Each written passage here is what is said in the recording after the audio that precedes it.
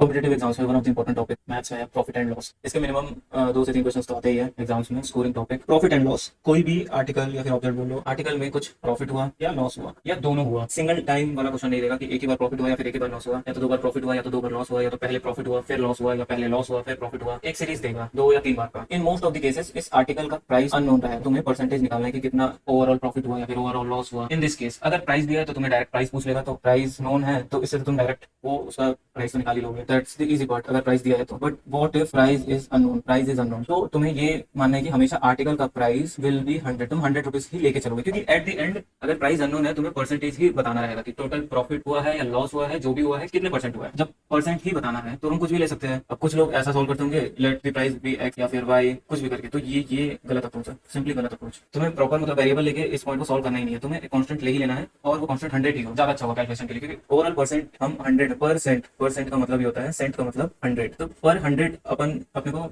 दिया हुआ है तो हम 100 लेके ही कैलकुलेट करेंगे, ज्यादा अच्छा रहेगा। एक एग्जांपल बता देता हूँ। एक आर्टिकल को ए ने बी को 10% के प्रॉफिट में बेचा, फिर बी ने उस आर्टिकल को सी को 20% के लॉस में बेचा, तो टोटल ट्रांजेक्शन में, इन टोटल ट्रांजेक्शन में कितना प्रॉफिट या फिर लॉस हुआ उसका परसेंटेज बताओ। तो इसे कैसे निकालेंगे हम? इसे एक्स लेके सॉल्व करें तो हो जाएगा, सॉल्व तो हो जाएगा लेकिन काफी लंबा होगा। लेकिन अगर हम वो आर्टिकल का प्राइस 100 ले ले, प्रॉफिट हुआ इधर लॉस हुआ, तो आर्टिकल का प्राइस 100 ले ले, 100 था आर्टिकल का प्राइस, ए ने जब बी को बेचा 10% के प्रॉफिट में, तो आर्टिकल का प्राइस हो गया 110 रुपए, तो बी के पास बी ने 110 में लिया। अब ये जब सी को बेचता है तो उसको 20% का लॉस हो जाता है, तो 110 में 20% का लॉस, 20% कितना होगा 110 का, 10% 11, 20% 22 रुपए, तो 22 रुपए का लॉस हुआ। आर्टिकल का प्राइस हो गया 88 रुपीज में सी को मिला। आर्टिकल का प्राइस 100 रुपए से 88 रुपीज आ गया। इस ट्रांजेक्शन में कितना लॉस हुआ है? ये लॉस का ट्रांजेक्शन दिख रहा है, अगर 100 से बड़ा रहता तो प्रॉफिट का ट्रांजेक्शन होता, लॉस का ट्रांजेक्शन है। 100 से 88 रुपीज हुआ है, मतलब 12% का लॉस। ओरिजिनल प्राइस से कितना लॉस था? ओरिजिनल 100 था, 12 का लॉस हो गया, 12% का total transaction. This will be the answer. तो जब भी तुम कांस्टेंट वैल्यू लेके चलोगे 100 तो जल्दी सॉल्व होगा इन दिस केस। हाँ, अगर उस आर्टिकल का प्राइस दिया है 60 रुपए का आर्टिकल है, पहले 20% का प्रॉफिट हो गया फिर 10% का लॉस हो गया, तो आर्टिकल का प्राइस अभी कितना रहा, तो इन दिस केस तुम्हें डायरेक्ट सॉल्व करना होगा